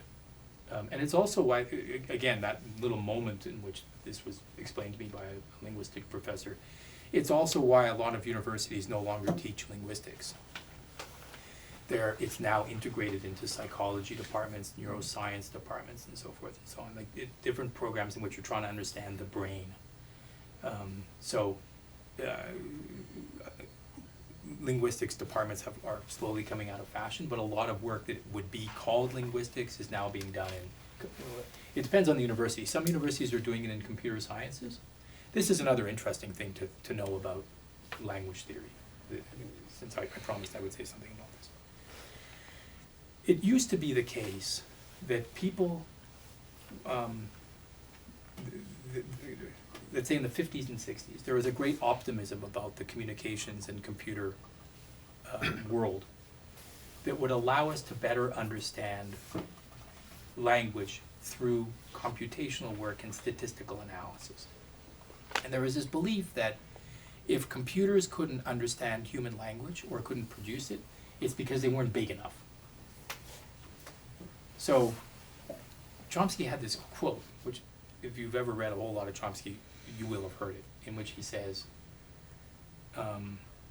if you want to dig a deeper hole, you need a bigger bulldozer.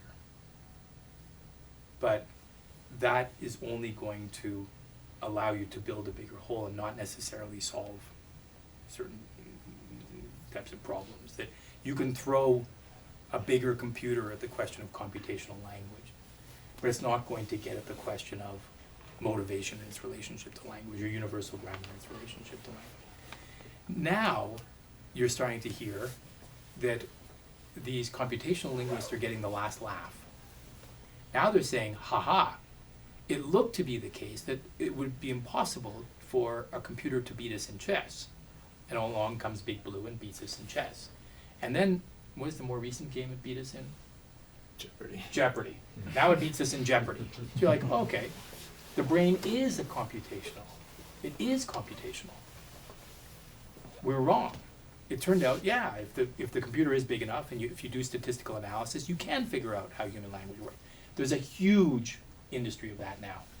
Chomsky recently, at the 150th anniversary of MIT, gave a talk saying, no, the same problem applies.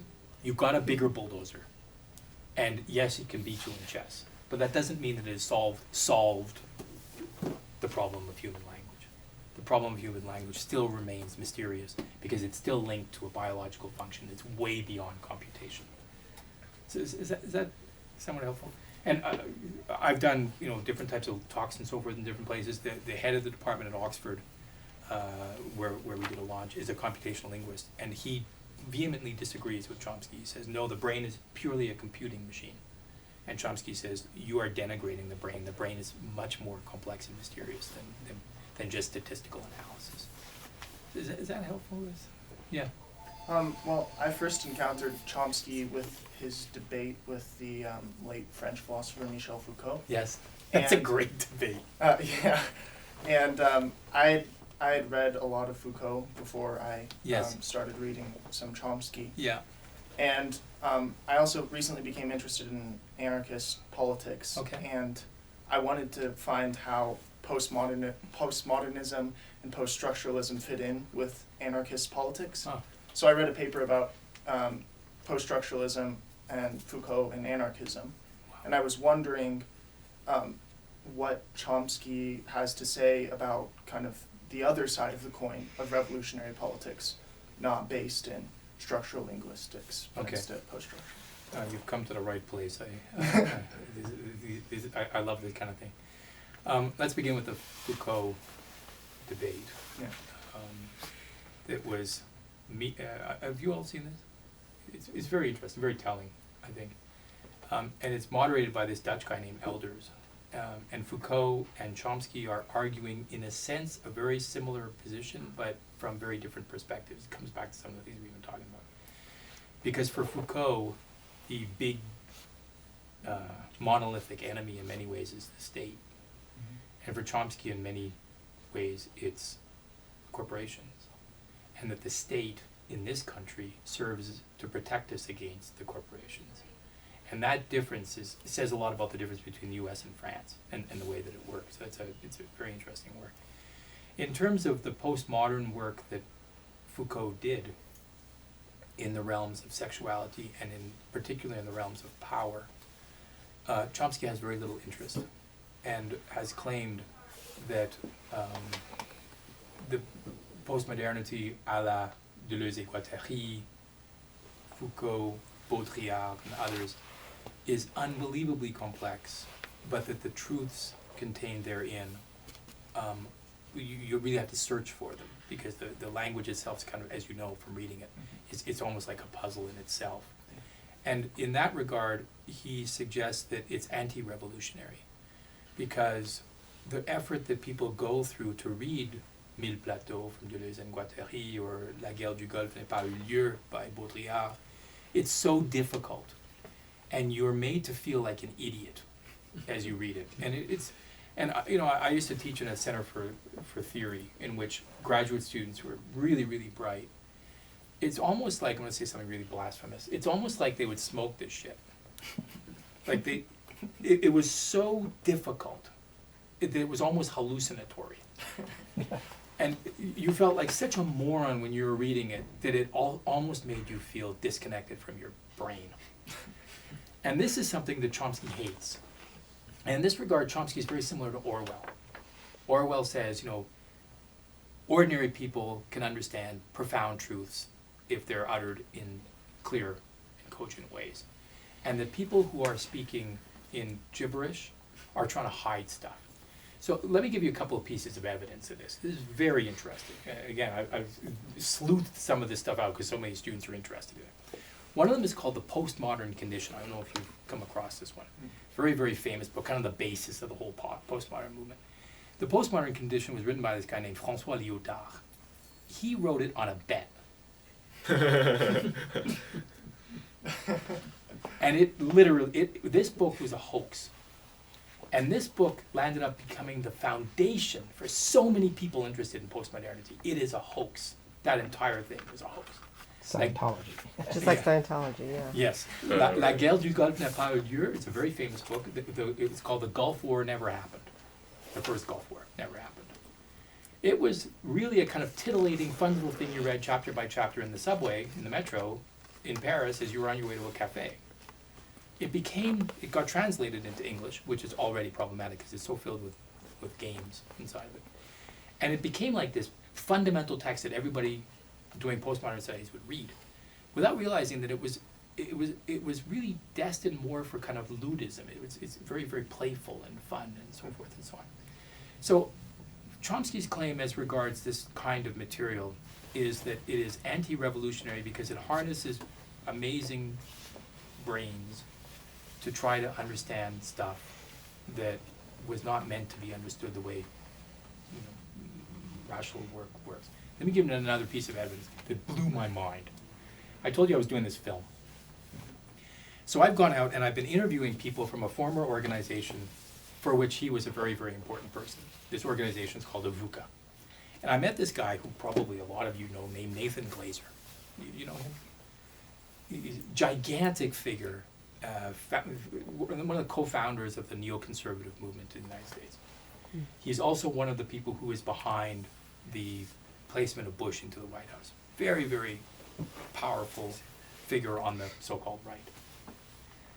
He was early anti-Bolshevik Marxist on the radical left, and wrote and became part of what was known as the New York Intellectuals and part of the Partisan Review crowd, and he got to know Irving Kristol, who also went off into the right anyway. I was sitting with him and I was filming him.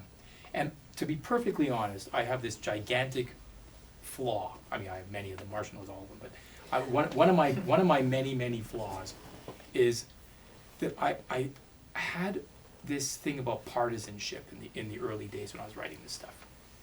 If Chomsky loved the person, then I loved the person. If Chomsky hated the person, I didn't want to talk to him.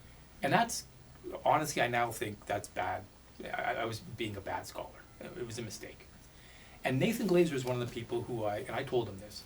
I'm not telling you any secrets here. I told Nathan Glazer this to his face. I said, I really felt, you were described by so many people as a turncoat because you had betrayed the revolution, all this other stuff. I didn't talk to you. He turns out to be awesome. Like, he's a really, really interesting and awesome person and unbelievably brilliant. And it's very interesting to talk to him because even if he went through various stages leading towards the right and so forth, when he talks about the 1930s, it's like he's a kid who is interested in Marx. Like, it was so fascinating to hear the way the memory works in that regard. Anyhow, he tells me this story that he was living in New York City and he got to know personally some of the members of the Frankfurt School. I don't know if you've I'm sure you've read.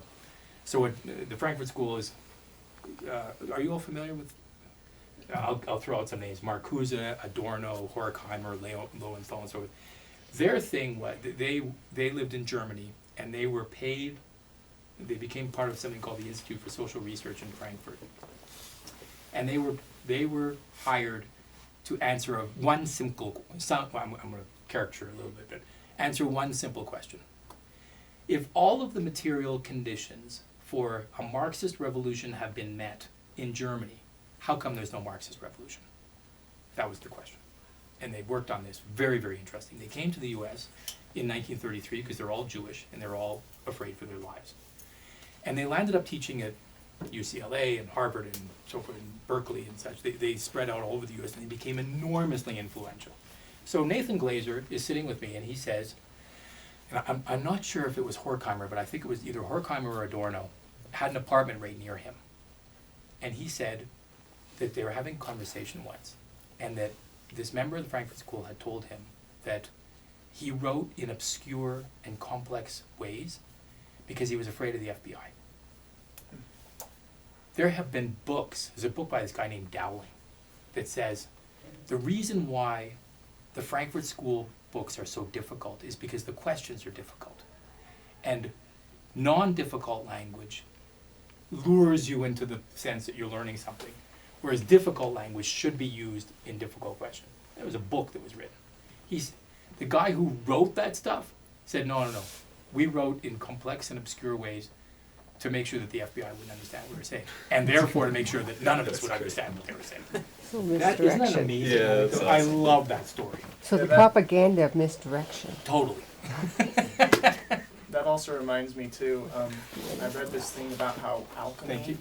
was actually the first like proto form of chemistry. Was that what? Alchemy Okay, was, yeah, and yeah. they used alchemical language, this like very mysterious language, to signify actual like scientific compounds Right. But to avoid being persecuted by the church.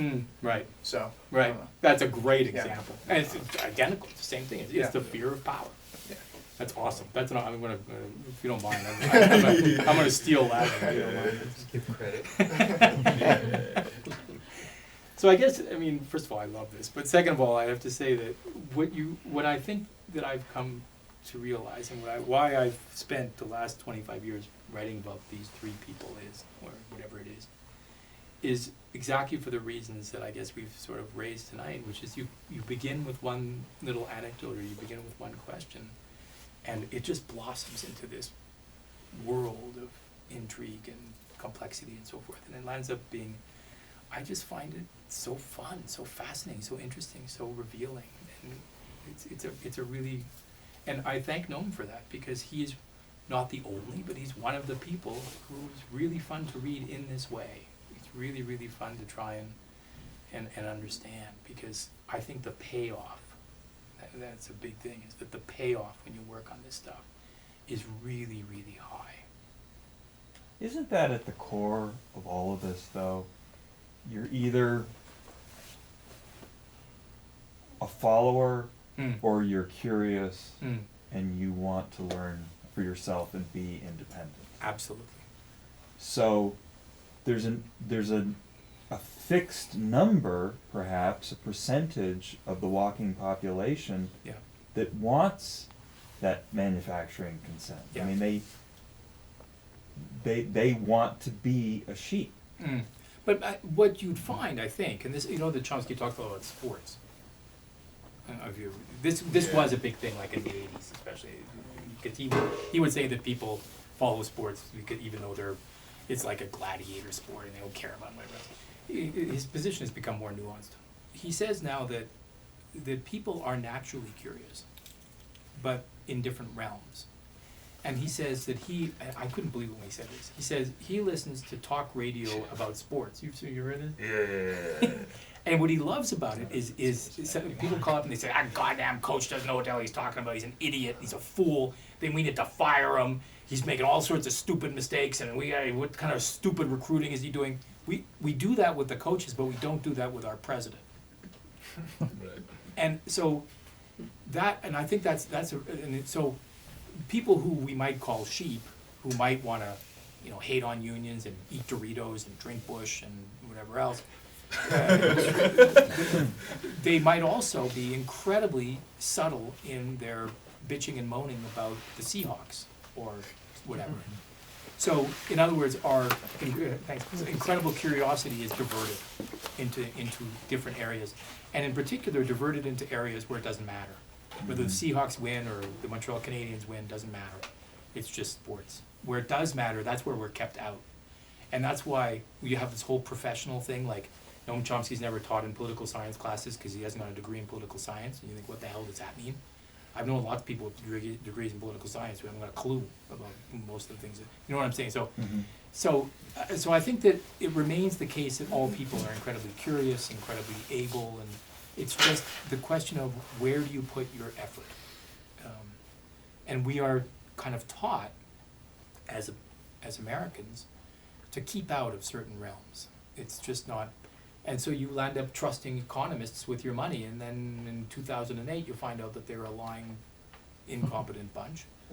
And that was pretty frustrating, because you thought, you know, that experiment that's been done in economics in which a monkey is trained to throw a dart at the Wall Street Journal's stock page every day, and you buy those stocks, and that it outperforms all of, you know, and you're like, okay, I just learned something about economics. But President Bush said famously to a famous journalist, "Bob, you're just too curious. You read too much." Yeah. And there are those, I think, that are hardwired to just, they feel like they have this sense of right or wrong, and why would you want your mind to challenge that hardcore sense of right and wrong? What they believe is right and wrong. Sure. Well, like I said, you know, I think that one of the joys of being together here is to hear names we had not heard before, to hear ideas and colors and places that we had not thought of, and give them a try. It's to try and break that down. You know, there's a very famous book that I love called Escape from Freedom by Eric Fromm. He's also part of the Frankfurt School. And he said that a lot of people spend their life fleeing freedom. We know that we do it, you know, I can't do it because we don't do that kind of thing in my family, or, well, you know, I can't do that. But you find an excuse to not be daring. And I understand. I mean, I guess we can understand why people would not want to do that. But when you purposefully say, you know, I know that that's closed, but I'm going to ski it. I like to use the local example that I'm very endeared to. God, Copper Mountain has some really good closed areas. I have to tell you that right now. Wow. Then you find out, like, wow, skiing on a groomed trail is good. Skiing in the woods, awesome. Maybe that's the same thing with cheese. But you could die. Well, as long you as could you die with the cheese too, but you know, at least you'll die with a smile on your face and some good wine in your tummy. Well, unless it's in prison. Yeah, the prison is a real problem. Yeah. This is a huge problem for me. Is that, you know, prison used to be a badge of honor. I've been arrested multiple times, mostly for trivial things. Chomsky's been arrested many times. Allen Ginsberg, for those of you who are the beat folks, lovers, Timothy Leary and Allen Ginsberg and Gregory, they were all in prison multiple times. And Jean Genet, you know, the whole French influence. Prison became something that cool people did. Michael Kishnik, how do you say his last name, who heads Credo? Yeah. He's like going for the world record. He picked a year he was going to get arrested every day. But now you got to be crazy. Now, you know, so with students, when you're teaching the Beat Generation, or when you're teaching, you know, radical politics or something, I say, you know, make podcasts and make blogs and write poetry, but don't get arrested, because you won't be able to buy a house, you won't be able to get a bank account, you won't be, you know, you can't get a job. This is an era that's really scary in that regard. So, I don't know, fighting the man now. The day that they made, was it Bush, credit card debt not go away when you go bankrupt, that was a big day. That was a big day. The day that student loans didn't go away, that was a big day. The day that you could get arrested for a gathering. My university, Vanderbilt, they invited, who's the Stanford professor? Condoleezza Rice. They invited her. We were told where we were allowed to protest.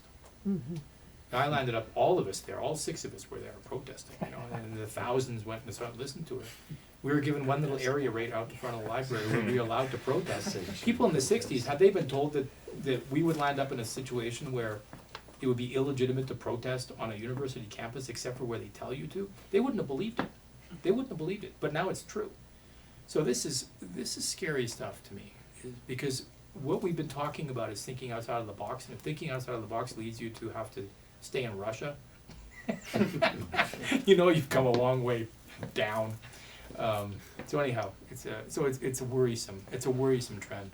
Yeah, I think recently I encountered a piece of legislation that was trying to get felons to not be able to vote, Yeah. which I think is amazing, because that's political discourse right there, political regulation. Gigantic. You And know, already if you you can't- violate our laws, you don't have a voice in Well, democracy. Not only that, but if you smoke pot, you go to jail. You go to jail, you can't vote.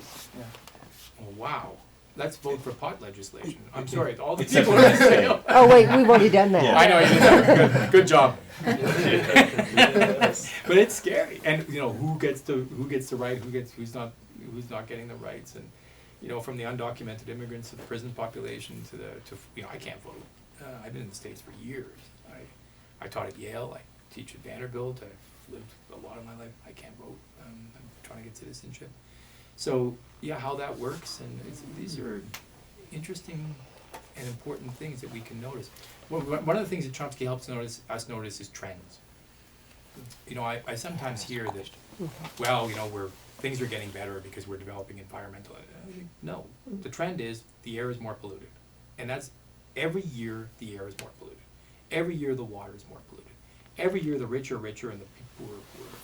Every year there are more draconian laws against speaking out. Like, there are actual trends that are really worth plotting, because things are getting harder, and as it's getting more dangerous to speak out, and it's getting, you know, the effects of being in prison are much more terrible, and the ability to recover after you've gone bankrupt, and you know, people mess up financially, or they mess up with their divorces. Picking yourself up and scraping yourself off and moving on after you've had a hard time, it's increasingly tough. I think that's a really bad thing, a really, really bad thing. We should be given, you know, I thought there was something called, you know, in forgiveness. You get forgiveness, but no debt forgiveness. Well, wait a second. We're lured into buying all this crap we don't need, and now we don't get debt forgiveness? That sounds like a bad idea. It can go both ways. When I was in college, you could get 15 years for possession of one joint. Wow. Seriously? And, Oklahoma. Vietnam, Wow. yeah. And 15 years. 15 years you could get Wow. that. Now, I don't So know there are that you some would, improvements. but Wow. that was on the books. And so Wow, that's it incredible. goes both ways. It does. I don't want to bring up another topic, but I wanted to ask you, do you discuss in your biography Chomsky and scientific philosophy? Is stuff with, is it Pinker? Yeah. If that's in your book? Yeah, Pinker, you know, Pinker was one of his students. He's actually from Montreal also. Oh. Well, I didn't want to start a whole new thing. No, you're I'll not. read it in the book. It's not a whole new thing. It really is related to, in a lot of ways. Pinker's a very interesting character. His early work on language reflects very strongly the work that Noam was doing. The most famous book is called The Language Instinct. Mhm. You read that? No. Superb. It really is. I don't know if I can. Oh no, it's super fun. Okay. Honestly, it's really accessible. He's a beautiful writer, like beautiful writer. Pinker. Yeah, Oh. gorgeous. And his examples are really funny. He goes from poetry to Walt Disney to latest movies to like he's really good at explaining stuff. And like I said, he was a protege of Noam's. What happened subsequently is interesting. He became convinced in a subsequent book called The Blank Slate, that not only do you have propensities for certain things, as Noam suggests you do, but that even whether or not you're going to vote Republican is already pre-wired in the brain. Like it becomes crazy later on. It's all brain chemistry. Yeah, it really becomes crazy later on. I'm sorry to use scientific terms like that, but I think it's become really dogmatic. So he went from saying you have natural propensities, you have built-in abilities and so forth, to, you know, when you already know you're going to be a motorcycle mechanic when you're in the womb. I think that his later work has become overly dogmatic. So that's an interesting. But honestly, I love the early stuff. It's great. Oh, really? Okay. Yeah, I really think it's interesting. And your comment about do people crave order or want to be free and curious, Chomsky addresses that in his interview with Bill Moyers, actually, from about 30 years ago. It's classic. It's up there on YouTube. But I think Chomsky brings up Dostoevsky and the Grand Inquisitor. That's right. And, again, do people want order or do they want freedom? And Chomsky makes a reference to Christ was judged a criminal because he thought people should be free. And he said he didn't have proof either way, but some of it depends on kind of where you put your faith, and he believes that a lot of us, part of our nature is longing to be free. Again, the Moyers and Chomsky on YouTube is really a sensational interview for sure. It feels like there are hardwired differences. Yeah. Oh, for sure. Yeah. But the free thing is an interest. We got back to the Spanish Civil War example. He loves that example, as the left loves that example, because spontaneously people stood up and fought oppression and spontaneously created a society that was very free. And the claim is, if you read Rocker, that's our natural propensity is to move towards freedom. We're stepped on in all sorts of different ways, but our natural propensity is to move. And that's where Humboldt, who you mentioned briefly, is also very powerful. That he claimed that your natural propensity is to wish for a free and diverse environment, not just free, but also diverse in terms of possibilities. Is this the Humboldt that did its exploration? No, No. that's Alexander. Alexander, okay. Yeah. Because he was a Renaissance man. You're That's why. absolutely right. Okay. Yeah. But psychologically, things that I've read in psychology would suggest that a conservative personality does not like the unexpected, Right. the diversity. They just, no, turn them away at the door because Right. they're crazy. Right. And the balance is important sometimes. Yeah, for sure. And how to legislate for that is very complex. Right. But again, it's maybe it's better done in small communities than in large compendiums. Sometimes it feels like you have a lot more in common than people who live in Maine and who make their living off fishing, who have a lot less in common with people who are living in California and Silicon Valley. That it's hard to have a country as diverse and complex as the U.S., in which, for people in Maine, the fishing industry and the timber industry are crucial. For people in Silicon Valley, it's something very different. And to imagine that they want to legislate in the same way federally is complex. And so maybe human beings are better suited towards, say, the kind of Italian city-state that was in existence in the Renaissance, Middle Ages. Maybe that works better. I have no idea. Anyway, that's a possibility. It's again why it's fun to read history. Is Noam going to write a Thank you. Is Noam going to write a review of your biography of him? We've had many conversations, as you can imagine.